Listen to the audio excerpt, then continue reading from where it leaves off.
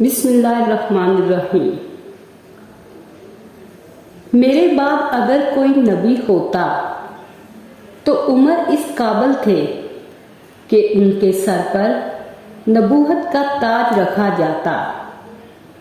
उमर की नेकियां आसमान के सितारों के बराबर हैं।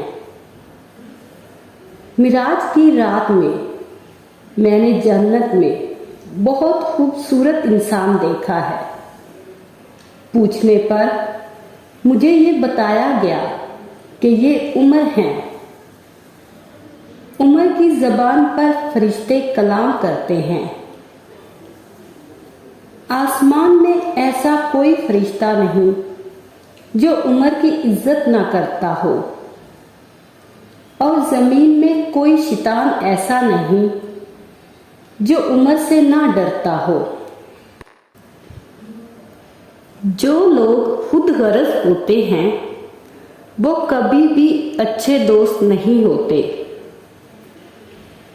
जो शख्स अपने खलूस की कसमें खाए उस पर एतमाद ना करो।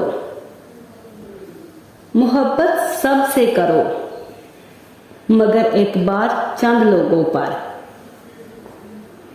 अच्छे लोगों की यह खूबी है कि इन्हें याद रखना नहीं पड़ता, वो याद रहते हैं।